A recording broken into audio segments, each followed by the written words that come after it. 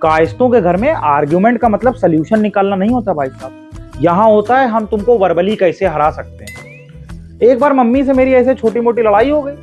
मैंने कहा चलो यार मैटर खत्म करते हैं, मम्मी को सॉरी बोल देते हैं। मैंने कहा मम्मी आई एम सॉरी। अब ये नॉर्मल घर होता तो मैटर यहीं खत्म हो जाता। ये था कायस्थ का घर। मम्मी बोलती है कि बेटा ये सॉरी वॉरी क्यों बोल रहे हो, और बोल भी रहे हो तो दिल से फील करके बोल रहे हो कि नहीं बोल रहे हो। इतनी देर में पापा बगल में पढ़ रहे थे न्यूज़पेपर, हटाते कहते रहने दो, इनसे कोई उम्मीद मत करो भैया, इनसे मतलब मत रखो। मैंने कहा पापा यहाँ तो 1 वर्सेस 1 चल रहा था, आप कहां से बीच में आ गए। हमारे घर पे इंग्लिश बोलने वाले को ऑटोमेटिकली इंटेलिजेंट मान लिया जाता है। पूछो कैसे। एक दिन भाई साहब हमारे कजिन आए, उनके मुंह से गलती से निकल गया बेसिकली द थिंग इज। अब पूरा घर उनकी तरफ ऐसे देख रहा है जैसे ये हार्वर्ड से ट्रांसफर होके आए। उसके बाद क्या था, मम्मी हमको कोने में ले गई, कोनी कोनी मार के बोलती है ऐसे नहीं बोल पाते हो, ऐसे इंग्लिश नहीं बोल पाते हो, बोला करो ऐसे, सीखो भैया से। एक दिन हम हिस्ट्री पढ़ रहे थे तो हमें कुछ कंफ्यूजन हुआ, तो हमने कहा पापा जरा फैक्ट चेक कर देना गूगल पे। अब ये लगे भैया हमें घूरने।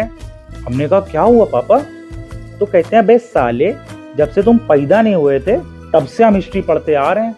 उसके बाद इन्होंने अशोका से लगा करके भाई साहब हमें ईस्ट इंडिया कंपनी तक जो पाठ पढ़ाया वो बिना पानी पिए सुन रहे थे।